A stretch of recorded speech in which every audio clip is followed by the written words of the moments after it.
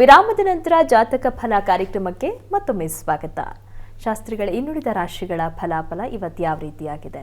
ತುಲಾ ರಾಶಿಯವರಿಗೆ ಈ ದಿವಸ ನೋಡಿ, ಸಂಗಾತಿಯ ಸಹಕಾರ ಚೆನ್ನಾಗಿದೆ, ವ್ಯಾಪಾರದಲ್ಲಿ ಅನುಕೂಲವನ್ನು ಸೂಚಿಸ್ತಾ ಇದೆ, ವೃತ್ತಿಯಲ್ಲೂ ಹೆಚ್ಚಿನ ತೊಡಕುಗಳಿಲ್ಲ, ಬಲ ಇದೆ, ನೀವು ಜಯಿಸ್ತೀರಾ, ಕೊಟ್ಟ ಕೆಲಸವನ್ನು ಮಾಡಿ ಮುಗಿಸಿ ಅಚ್ಚುಕಟ್ಟಾಗಿ ಮಾಡಿ ಮುಗಿಸ್ತಕ್ಕಂಥ ಒಂದು ಲಕ್ಷಣ ಚೆನ್ನಾಗಿದೆ.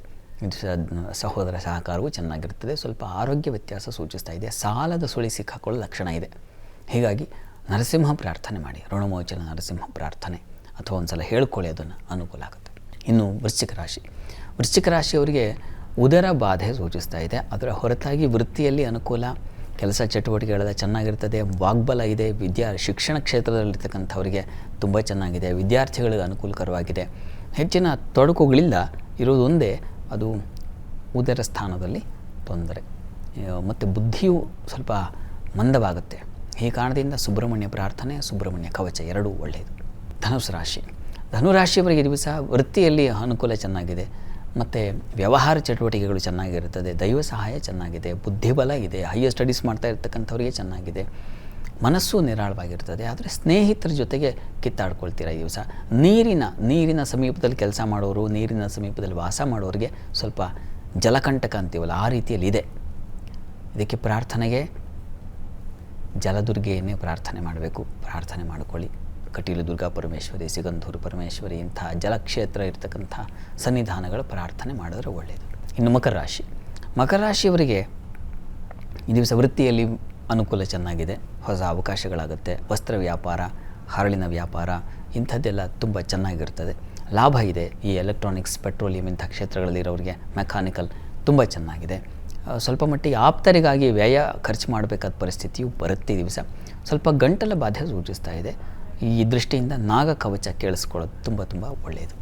ಇನ್ನು ಕುಂಭರಾಶಿಯವರಿಗೆ ಈ ದಿವಸ ಆಹಾರ ವ್ಯತ್ಯಾಸವೇ ಇದೆ ಮತ್ತು ಹಣಕಾಸಿನ ತೊಂದರೆ ಉಂಟಾಗುತ್ತೆ. ಮಸಲತ್ತು ನಂಬಿಸಿ ಮೋಸ ಮಾಡಿ ನಿಮ್ಮ ಹಣ ಕಿತ್ತುಕೊಂಡ್ಬಿಡ್ತಕ್ಕಂಥ ಅಂಥದ್ದೊಂದಿದೆ. ಬಹಳ ಎಚ್ಚರ, ಯಾರಿಗೂ ಹಣ ಕೊಡಲಿಕ್ಕೆ ಹೋಗಬೇಡಿ, ತೊಂದರೆ ಆಗುತ್ತೆ. ಇದರ ಹೊರತಾಗಿ ವೃತ್ತಿಯಲ್ಲೆಲ್ಲ ಅನುಕೂಲ ಚೆನ್ನಾಗಿದೆ, ನಿಮ್ಮ ದೈವ ಸಹಾಯ ಚೆನ್ನಾಗಿರ್ತದೆ. ಹೀಗಾಗಿ ದೇವತಾ ಪೂಜೆ ಪುನಸ್ಕಾರ ಇಂಥವುಗಳಲ್ಲಿ ಭಾಗಿಯಾಗಿ ಮನಸ್ಸು ನಿರಾಳವಾಗುತ್ತೆ. ಸಹೋದರ ಸಹಕಾರ ಎಲ್ಲ ಚೆನ್ನಾಗಿದೆ, ಬಂಧು ಮಿತ್ರರ ಸಹಾಯವೂ ಚೆನ್ನಾಗಿರ್ತದೆ. ಈ ದಿವಸ ಆರೋಗ್ಯದ ದೃಷ್ಟಿಯಿಂದ ಅನ್ನಪೂರ್ಣೇಶ್ವರಿ ಪ್ರಾರ್ಥನೆ ಮಾಡಿ, ಮಹಾಲಕ್ಷ್ಮಿ ಪ್ರಾರ್ಥನೆ ಮಾಡಿಕೊಳ್ಳಿ. ಇನ್ನು ಮೀನರಾಶಿಯವರಿಗೆ ದಿವಸ ವೃತ್ತಿಯಲ್ಲಿ ಬಹಳ ವಿಶೇಷವಾದ ಅನುಕೂಲ ಕಾಣ್ತಾ ಇದೆ, ವ್ಯಾಪಾರಿಗಳಿಗೂ ಅನುಕೂಲಕರವಾಗಿದೆ. ಈ ದಿವಸ ದೈವ ಸಹಾಯ ಚೆನ್ನಾಗಿದೆ, ವಾಗ್ಬಲ ಇದೆ, ಮಾತಿನ ಬಲದಿಂದ ಕಾರ್ಯ ಸಾಧನೆ ಸೂಚಿಸ್ತಾ ಇದೆ, ಮಿತ್ರರ ಸಹಾಯ ಇದೆ, ಆರೋಗ್ಯ ದೃಷ್ಟಿಯಿಂದ ಕಣ್ಣಿನ ಬಾಧೆ ಸೂಚಿಸ್ತಾ ಇದೆ. ನೀವು ನಾಗ ಕವಚವನ್ನು ಕೇಳಿಸ್ಕೊಂಡ್ರೆ ಬಹಳ ಒಳ್ಳೆಯದು. ಈ ದಿವಸ 12 ರಾಶಿಗಳವರು, ರಾಶಿ ಗೊತ್ತಿಲ್ಲ ಅಂತಕ್ಕಂಥವ್ರು ಹೇಳಬಹುದಾದ ಮಂತ್ರ ಗಮನಿಸಿ. ಓಂ ಶುಭಾಯೈ ನಮಃ, ಈ ಮಂತ್ರವನ್ನು ಹೇಳ್ಕೊಳ್ಳಿ, ಅನುಕೂಲ ಆಗುತ್ತೆ. ಸರಿ ಶಾಸ್ತ್ರಿಗಳ, ಇವತ್ತಿನ ಸಂಚಿಕೆಯಲ್ಲಿ ಈ ದಿನದ ವಿಶೇಷತೆ ಜೊತೆಗೆ 12 ರಾಶಿಗಳ ಫಲಾಫಲದ ಬಗ್ಗೆ ಮಾಹಿತಿ ತಿಳಿಸ್ಕೊಟ್ರಿ. ಹಾಗೆ ನಮ್ಮ ವೀಕ್ಷಕರು ಕಳುಹಿಸಿದಂತಹ ಸಂದೇಶಗಳಿಗೆ ಸಲಹೆ, ಸೂಚನೆ, ಪರಿಹಾರಗಳನ್ನು ಸೂಚಿಸಿದ್ರಿ. ಧನ್ಯವಾದಗಳು.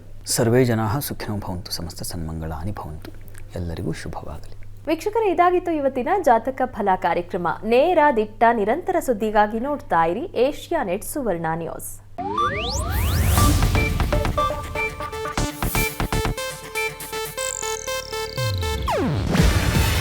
ಇದು ಏಷ್ಯಾನೆಟ್ ನ್ಯೂಸ್ ನೆಟ್ವರ್ಕ್ ಪ್ರಸ್ತುತಿ. ನೀವು ನೋಡ್ತಿದ್ದೀರಾ ಏಷ್ಯಾನೆಟ್ ಸುವರ್ಣ ನ್ಯೂಸ್.